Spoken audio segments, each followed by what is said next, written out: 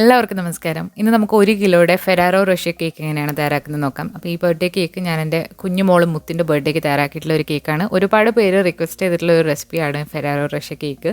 അപ്പം അടിപൊളിയാണ് കാണാനും അതുപോലെ തന്നെ കഴിക്കാനും ഒക്കെ സൂപ്പർ ടേസ്റ്റ് ആയിട്ടുള്ള കൊച്ചു കുട്ടികൾക്കൊക്കെ ഒരുപാട് ഇഷ്ടമാവുന്ന ഒരു ഫ്ലേവറാണ്. ആദ്യം തന്നെ നമുക്ക് ചോക്ലേറ്റ് സ്പോഞ്ച് കേക്ക് എങ്ങനെയാണ് ഉണ്ടാക്കുന്നത് നോക്കാം. ഈ ചോക്ലേറ്റ് സ്പോഞ്ച് കേക്കിൻ്റെ ഒരു പ്രത്യേകത എന്ന് പറയുമ്പോൾ നമ്മളിതിൽ ഹേസൽനട്ടും അതുപോലെ തന്നെ ന്യൂട്ടല്ലയും കൂടെ ഉള്ളൊരു ഫ്ലേവറാണ് കേക്കിന് വരുന്നത്. ഹേസൽനട്ട് എന്ന് പറയുന്നത് ഇതുപോലെ കടല പോലെ കാണാൻ തോന്നും, കറുത്ത കടലയുടെ വലിയത്. പക്ഷേ കഴിക്കാനായിട്ട് നല്ലൊരു അണ്ടിപ്പരിപ്പിൻ്റെയൊക്കെ ടേസ്റ്റ് വറുത്താൽ കിട്ടുന്ന ഒരു നട്ടാണ്. അപ്പോൾ ഇത് ഉള്ളവരുണ്ടെങ്കിൽ തീർച്ചയായിട്ടും ഈ നട്ട് തന്നെ എടുക്കണം ഈ കേക്ക് തയ്യാറാക്കാൻ വേണ്ടിയിട്ട്. അപ്പോൾ ആദ്യം തന്നെ ഈ ഹേസൽനട്ട് നമുക്കൊന്ന് ഡ്രൈ റോസ്റ്റ് ചെയ്തെടുക്കാം.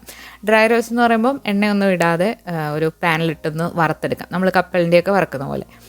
അപ്പോൾ ചെറു തീയിലിട്ട് നന്നായിട്ട് വറുത്തെടുക്കുമ്പോഴത്തേക്കും ഇതിൻ്റെ തൊലിയൊക്കെ നന്നായിട്ട് നമുക്കിത് മാറ്റാൻ പറ്റും. അപ്പോൾ ആ പരുവാകുമ്പോഴത്തേക്ക് നമുക്ക് തീ ഓഫ് ചെയ്യാം, എന്നിട്ടത് മാറ്റി വെക്കാം. ഇനി നമുക്ക് ഇതിലേക്ക് വേണ്ടിയിട്ടുള്ള പൊടികളൊക്കെ ഒന്ന് അരിച്ചെടുക്കാം. അതിന് വേണ്ടിയിട്ട് നമ്മളിവിടെ എടുത്തിരിക്കുന്നത് 1/4 കപ്പ് മൈദയാണ്.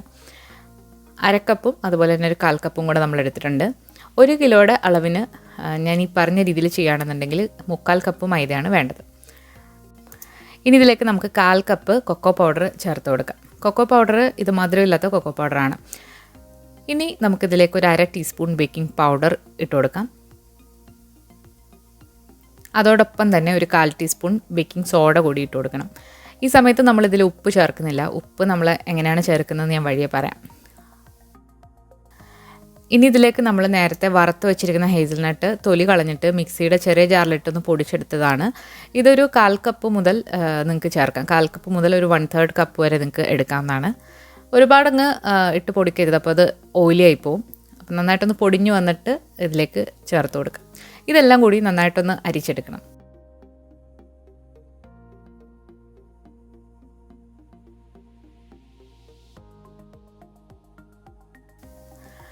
നമ്മളിവിടെ 4 മുട്ടയുടെ വെള്ളയാണ് എടുത്തിട്ടുള്ളത്, റൂം ടെമ്പറേച്ചറുള്ളതാണ്. ഇതിലേക്ക് ഒരു നുള്ളു ഉപ്പിട്ട് നന്നായിട്ട് ബീറ്റ് ചെയ്തെടുക്കാം.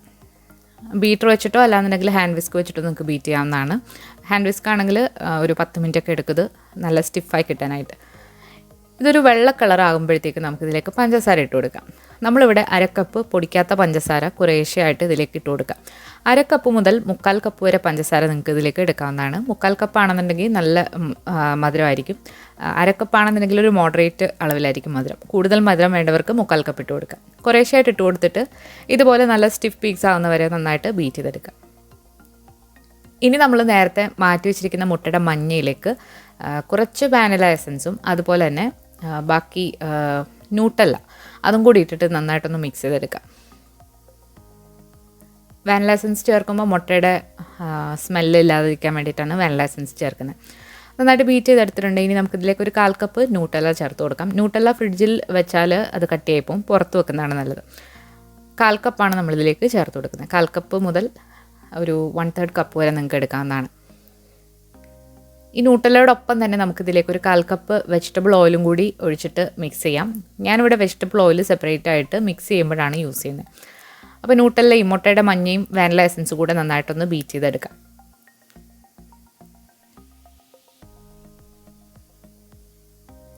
ഇപ്പം നമ്മൾ നന്നായിട്ട് മിക്സ് ചെയ്തെടുത്തിട്ടുണ്ട്. ഇനി ഈ മിക്സ് ചെയ്ത കൂട്ട് നമുക്ക് നേരത്തെ നമ്മൾ എഗ് വൈറ്റ് ബീറ്റ് ചെയ്ത് വെച്ചിട്ടുണ്ട്, എഗ് വൈറ്റും ഷുഗറും കൂടെ അതിലേക്ക് ഇട്ടിട്ട് മിക്സ് ചെയ്തെടുക്കാം.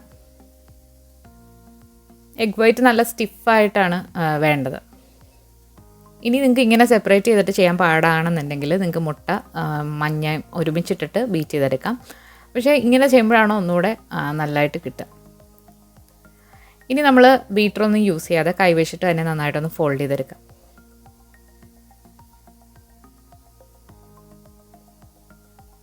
ഇതിൽ നമ്മളിപ്പം ഓയിൽ ചേർത്തിട്ടില്ല. ഇനി ഓയിലും അതുപോലെ തന്നെ നേരത്തെ മിക്സ് ചെയ്ത് വെച്ചിരിക്കുന്ന പൊടിയും കൂടി ഇടവിട്ടാണ് നമ്മളിതിലേക്ക് ചേർക്കുന്നത്. അപ്പോൾ പൊടി കുറേശ്ശെയായിട്ട് ഇതിൽ ഇട്ട് കൊടുക്കുക. ഒരു 3 തവണകളായിട്ട് ഇതിൽ ഇട്ട് കൊടുത്തിട്ട് നന്നായിട്ട് ഫോൾഡ് ചെയ്തെടുക്കുക. ഒരുപാട് ഓവർ മിക്സ് ചെയ്ത് കൈവച്ചിട്ട് നന്നായിട്ടൊന്ന് ഫോൾഡ് ചെയ്തെടുക്കുക. ഈ സമയത്ത് നമുക്കിതിലേക്ക് റിഫൈൻഡ് ഓയിലോ അല്ലാന്നുണ്ടെങ്കിൽ വെണ്ണ ഉരുക്കിയതോ നിങ്ങൾക്ക് ഇതിലേക്ക് ചേർക്കാം. നമ്മളിവിടെ റിഫൈൻഡ് ഓയിലാണ് എടുത്തിരിക്കുന്നത്, 1/4 കപ്പ്. ബട്ടർ ആണെന്നുണ്ടെങ്കിലും 1/4 കപ്പ് തന്നെ എടുക്കാം. അത് ചെറുതായിട്ടൊന്ന് മെൽറ്റ് ചെയ്തിട്ട് നമുക്കിതിലേക്ക് ഒഴിച്ചു കൊടുക്കാം.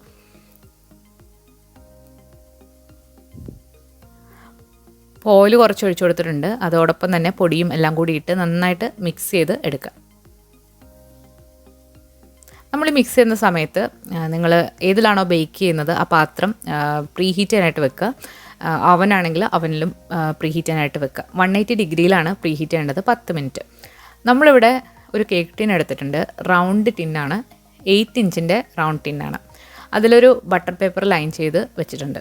അതിലേക്ക് നമ്മൾ കേക്ക് ബാറ്റർ ഒഴിച്ചു കൊടുത്തിട്ട് നമുക്കത് ബേക്ക് ചെയ്ത് എടുക്കാം. നമ്മുടെ ഓവൻ നന്നായിട്ട് പ്രീ ഹീറ്റായി കിടക്കുകയാണ്. അപ്പോൾ ഇതിലേക്ക് നമുക്ക് ഏറ്റവും താഴത്തെ റാക്കിൽ വെച്ചിട്ട് ബേക്ക് ചെയ്തെടുക്കാം. അപ്പോൾ 2 കോയിലും ഹീറ്റാക്കുന്ന ഓപ്ഷനാണ് ഞാൻ OTG ഓവനിൽ സെറ്റ് ചെയ്തിട്ടുള്ളത്. കൺവെക്ഷൻ ഓവൻ ആണെന്നുണ്ടെങ്കിൽ കൺവെക്ഷൻ മോഡിൽ സെയിം ടൈമും ടെമ്പറേച്ചറും വെച്ചിട്ട് നിങ്ങൾക്ക് ബേക്ക് ചെയ്തെടുക്കാം. കറക്റ്റ് 40 മിനിറ്റ് ആയപ്പോഴത്തേക്ക് നമ്മുടെ കേക്ക് ഇവിടെ ബേക്കായി വന്നിട്ടുണ്ട്. അപ്പോൾ നല്ല ഭംഗിയായിട്ട് തന്നെ ബേക്കായിട്ടുണ്ട്. നിങ്ങൾക്ക് ഇടയ്ക്കൊന്ന് ടെസ്റ്റ് ചെയ്ത് നോക്കാം. 30 മിനിറ്റ് ആകുമ്പോൾ നിങ്ങൾക്കൊന്ന് നോക്കാം കേക്ക് റെഡി ആയോന്ന്. കേക്ക് നന്നായിട്ട് തണുത്തതിന് ശേഷം നമുക്ക് അതിൻ്റെ ബട്ടർ പേപ്പറൊക്കെ മാറ്റിയിട്ട് 3 ഈക്വൽ സൈസിലുള്ള സ്ലൈസ് ആയിട്ട് ഒന്ന് കട്ട് ചെയ്തെടുക്കാം. ഇതുപോലൊരു കേക്ക് കട്ടറോ അല്ലാന്നുണ്ടെങ്കിൽ ഒരു നൈഫ് വെച്ചിട്ടോ നിങ്ങൾക്ക് ലെവൽ ചെയ്ത് കട്ട് ചെയ്യാവുന്നതാണ്. അപ്പോൾ നമ്മൾ കേക്ക് 3 സ്ലൈസുകളായിട്ട് ലെവൽ ചെയ്തിട്ടുണ്ട്. അതുപോലെ പൊങ്ങിയിരിക്കുന്ന ഭാഗമൊക്കെ ഒന്ന് കട്ട് ചെയ്ത് ലെവലാക്കി കൊടുക്കാം. ഇനി നമ്മൾ ഈ കേക്കിലേക്ക് വേണ്ടിയിട്ടുള്ള ഫ്രോസ്റ്റിംഗ് ആണ് തയ്യാറാക്കുന്നത്. Chocolate frosting.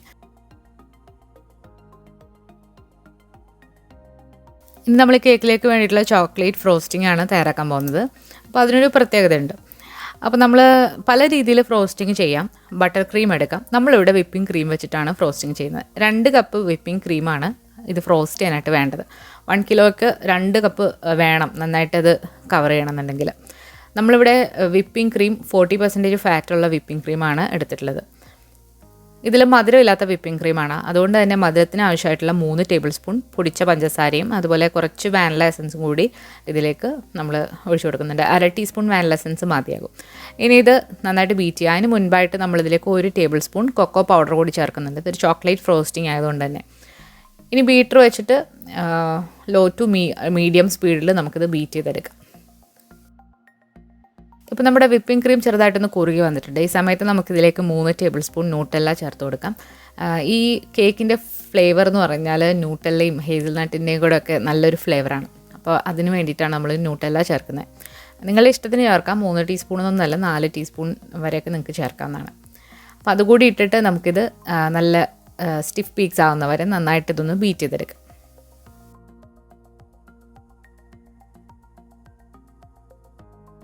ഇപ്പോൾ നമ്മുടെ ക്രീം ഇവിടെ കുറുകി നന്നായിട്ട് വന്നിട്ടുണ്ട്. അപ്പോൾ ഇനി ഇത് നമുക്ക് ഫ്രോസ്റ്റ് ചെയ്യാനായിട്ട് എടുക്കാം. അപ്പോൾ നമ്മളൊരു പൈപ്പിംഗ് ബാഗിലേക്ക് നമ്മൾ തയ്യാറാക്കി വെച്ചിരിക്കുന്ന ഫ്രോസ്റ്റിങ് നമ്മൾ എടുക്കുകയാണ്. അതിനുശേഷം നമുക്ക് ലെയർ ചെയ്ത് കൊടുക്കാം. അപ്പോൾ നമ്മളൊരു പൈപ്പിംഗ് ബാഗിലേക്ക് ഫ്രോസ്റ്റിംഗ് ഇട്ട് കൊടുത്തിട്ട് നമുക്ക് ലെയർ ചെയ്തെടുക്കാം. കേക്ക് ഡ്രൈ ആയി പോകാതിരിക്കാൻ വേണ്ടിയിട്ട് പ്ലാസ്റ്റിക് റാപ്പ് വെച്ചിട്ട് കവർ ചെയ്താണ് വെക്കേണ്ടത്. അപ്പോൾ നമ്മളൊരു കേക്ക് സ്റ്റാൻഡിലേക്ക് വെച്ച് കൊടുത്തിട്ടുണ്ട് ആദ്യത്തെ ലെയർ. അതിലേക്ക് കുറച്ച് പഞ്ചസാരയുടെ സിറപ്പ് നന്നായിട്ടൊന്ന് ബ്രഷ് ചെയ്ത് കൊടുക്കുക. കേക്ക് നല്ല സോഫ്റ്റ് ആണെന്നുണ്ടെങ്കിൽ നല്ലതായിട്ട് തന്നെ ഷുഗർ സിറപ്പ് ഇട്ട് കൊടുക്കുക. ഷുഗർ സിറപ്പ് ഉണ്ടാക്കുന്ന എല്ലാവർക്കും അറിയായിരിക്കും. വെള്ളം നന്നായിട്ട് തിളപ്പിച്ചിട്ട് പഞ്ചസാര ഇട്ട് തിളപ്പിച്ചെടുത്താണ്. ഒരു പൈപ്പിംഗ് ബാഗ് വെച്ചിട്ടാണ് നമ്മൾ ലെയറിങ് ചെയ്യുന്നത്. അപ്പോൾ നമ്മൾ എടുത്ത് വെച്ചിരിക്കുന്ന ക്രീം ഇതിലേക്ക് ഒരു ലെയറായിട്ട് ഇതുപോലെ ഒന്ന് കവർ ചെയ്ത് കൊടുക്കാം.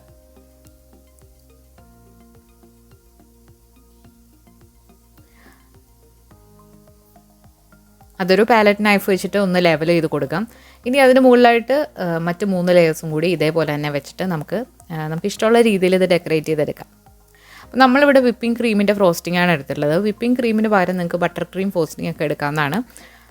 അല്ലെങ്കിൽ ക്രീം ചീസ് എടുക്കാം. പക്ഷേ എന്നാലും ബട്ടർ ക്രീമോ അല്ലാതെ വിപ്പിംഗ് ക്രീമോ വെച്ചിട്ടാണ് കൂടുതൽ ടേസ്റ്റ് കിട്ടുക.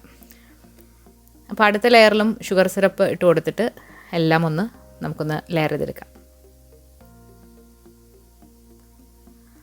കേക്ക് സ്റ്റാൻഡിൽ നിങ്ങൾക്കൊരു കേക്ക് ബോർഡ് ഉണ്ടെങ്കിൽ അത് വെച്ചിട്ട് അതിന് പുറത്ത് ചെയ്യുന്നതായിരിക്കും നല്ലത്. അപ്പോൾ എൻ്റെ കയ്യിൽ കേക്ക് ബോർഡ് ഇവിടെ കിട്ടാനില്ല. അതുകൊണ്ട് ഞാൻ കേക്ക് സ്റ്റാൻഡിൻ്റെ മുകളിൽ വെച്ചിട്ടാണിത് ചെയ്തെടുക്കുന്നത്.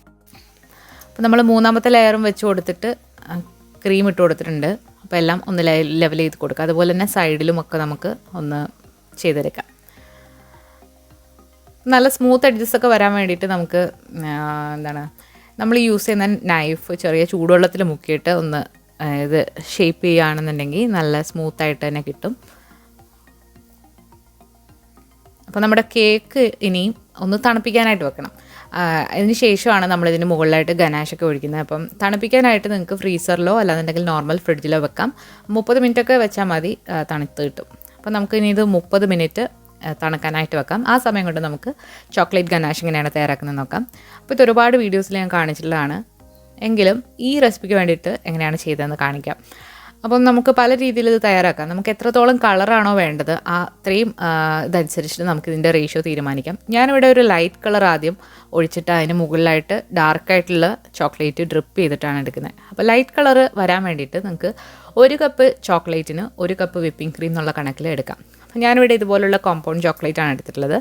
ഇത് മിൽക്ക് ചോക്ലേറ്റ് ആണ്, മധുരമുള്ള ചോക്ലേറ്റ് ആണ്. അപ്പോൾ എക്സ്ട്രാ ആയിട്ട് ഇതിൽ മധുരം നമുക്ക് ചേർക്കേണ്ട ആവശ്യമില്ല. അതുപോലെ തന്നെ നമ്മൾ കേക്ക് ഫ്രോസ്റ്റിങ്ങിന് എടുത്ത വിപ്പിംഗ് ക്രീം തന്നെയാണ് ഇതിനും എടുത്തിട്ടുള്ളത്. 1 കപ്പ് ചോക്ലേറ്റിന് 1 കപ്പ് വിപ്പിംഗ് ക്രീം എന്നുള്ള കണക്കിലാണ് നമ്മൾ എടുക്കുന്നത്. അപ്പോൾ ഒരു ലൈറ്റ് കളറിലായിരിക്കും ഗനാഷ് വരിക. നിങ്ങൾക്ക് കൂടുതൽ ഡാർക്കായിട്ട് വേണമെന്നുണ്ടെങ്കിൽ 1 കപ്പ് ചോക്ലേറ്റിന് 1/2 കപ്പ് വിപ്പിംഗ് ക്രീം മതിയാവും. അപ്പോൾ നിങ്ങൾക്ക് നോക്കാം, നിങ്ങൾ അത് ഇളക്കുമ്പോൾ നിങ്ങൾക്ക് മനസ്സിലാവും എത്ര കളറാണ് വേണ്ടതെന്നുള്ളത്. ഇനി ഈ വിപ്പിംഗ് ക്രീം നന്നായിട്ട് ചൂടാക്കി എടുക്കണം. അപ്പോൾ സോസ് പാനിൽ ആണെങ്കിൽ സോസ് പാനിൽ വെച്ചിട്ട് നന്നായിട്ട് ചൂടാക്കുക. അതിനുശേഷം തീ ഓഫ് ചെയ്യുക. അല്ലാന്നുണ്ടെങ്കിൽ മൈക്രോവേവിൽ ഹൈ പവറിൽ 1.5 മിനിറ്റ് ചൂടാക്കി എടുക്കുക. ഞാനിവിടെ മൈക്രോവേവിൽ 1.5 മിനിറ്റ് ചൂടാക്കി എടുത്തിട്ടുണ്ട് ഹൈ പവറിൽ. ഇനി ഇതിലേക്ക് നമുക്ക് ഗ്രേറ്റ് ചെയ്ത് വെച്ചേക്കുന്ന ചോക്ലേറ്റ് ഇട്ട് മിക്സ് ചെയ്തെടുക്കാം. അപ്പോൾ ഇതുപോലെ ലൂസായിട്ടാണ് വന്നിട്ടുള്ളത്. നമ്മൾ കാരണം 1:1 റേഷ്യോയിലാണ് നമ്മൾ എടുത്തിട്ടുള്ളത്, അതുകൊണ്ടാണ് ഇത്ര ലൂസ്. അപ്പോൾ ഇത്രയും ലൂസായിട്ട് നിങ്ങൾക്ക് വേണ്ട, കുറച്ചുകൂടെ തിക്കായിട്ട് കുറച്ചുകൂടെ ഡാർക്കായിട്ട് വേണമെന്നുണ്ടെങ്കിൽ നിങ്ങൾക്ക് ക്രീമിൻ്റെ അളവ് കുറച്ച് കൊടുക്കാവുന്നതാണ്. അപ്പോൾ ഗനാഷ് നമ്മൾ കേക്കിന് മുകളിലായിട്ട് ഒഴിച്ചു കൊടുക്കുക. അതുപോലെ തന്നെ ഗ്യാപ്പുള്ള സ്ഥലങ്ങളിലൊക്കെ നമുക്ക് എക്സ്ട്രാ ആയിട്ട് എടുത്തിട്ട് ഒഴിച്ചു കൊടുക്കാം.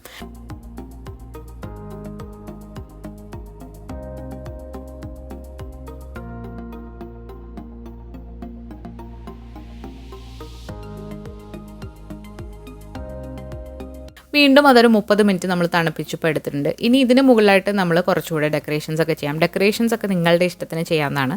അപ്പോൾ നമുക്ക് നേരത്തെ വറുത്ത് വെച്ചിരിക്കുന്ന ഹേസൽനട്ടിൽ നിന്ന് കുറച്ച് നമ്മൾ ബാക്കി വെച്ചിട്ടുണ്ടായിരുന്നു. അപ്പോൾ അത് ഒന്ന് ചോപ്പ് ചെയ്തെടുത്തിട്ടുള്ളതാണ്. ഫൈനായിട്ടല്ല, കുറച്ച് വലുതായിട്ട്. അത് ഇതിൻ്റെ സൈഡിലായിട്ടൊന്ന് നിരത്തി കൊടുക്കാം. ഇതിന് സൈഡിൽ ഈ നട്ട്സ് ഇട്ട് കൊടുക്കുന്നതിന് പകരം നിങ്ങൾക്ക് ഫ്രോസ്റ്റിംഗ് തന്നെ പൈപ്പ് ചെയ്ത് കൊടുക്കാവുന്നതാണ്. പല രീതിയിൽ ചെയ്യാം. അപ്പോൾ അതെല്ലാം സൈഡിലൊന്ന് നിരത്തി കൊടുക്കാം.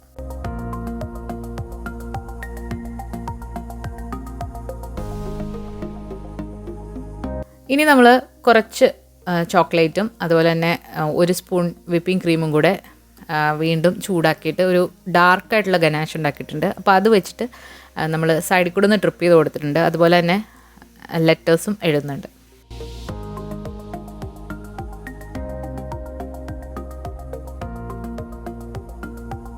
ഇനി ഇതിലേക്ക് നമുക്ക് ഫെറാറോ റോഷെ ചോക്ലേറ്റ് വെച്ച് കൊടുക്കാം. അത് നിങ്ങളുടെ ഇഷ്ടത്തിന് നിങ്ങൾക്ക് വെച്ച് കൊടുക്കാവുന്നതാണ്. ഫുൾ കവർ ചെയ്യാം, അല്ലാന്നുണ്ടെങ്കിൽ ഇങ്ങനെ വെക്കാം, പല രീതിയിൽ വെച്ച് കൊടുക്കാം. അപ്പോൾ നമ്മുടെ വളരെ ഡെലീഷ്യസ് ആയിട്ടുള്ള ഫെറാറോ റോഷെ കേക്ക് ഇവിടെ റെഡി ആയിട്ടുണ്ട്. ഞാൻ എടുത്തിരിക്കുന്ന ചോക്ലേറ്റ് ബോക്സ് ഇതാണ്. അപ്പോൾ ഇതിൽ 3 ടൈപ്പാണ് വന്നിട്ടുള്ളത്. അപ്പോൾ ഞാനതിൽ 2 എണ്ണമാണ് കേക്കിന് മുകളിലായിട്ട് വെച്ച് കൊടുത്തിട്ടുള്ളത്. അപ്പം നമ്മളിതിന് മുൻപ് റഫലോ കേക്ക് അപ്ലോഡ് ചെയ്തിട്ടുണ്ട്. അപ്പം മുത്തിൻ്റെ 2ാമത്തെ ബർത്ത്ഡേക്ക് നമ്മൾ റഫലോ കേക്കാണ് തയ്യാറാക്കിയത്.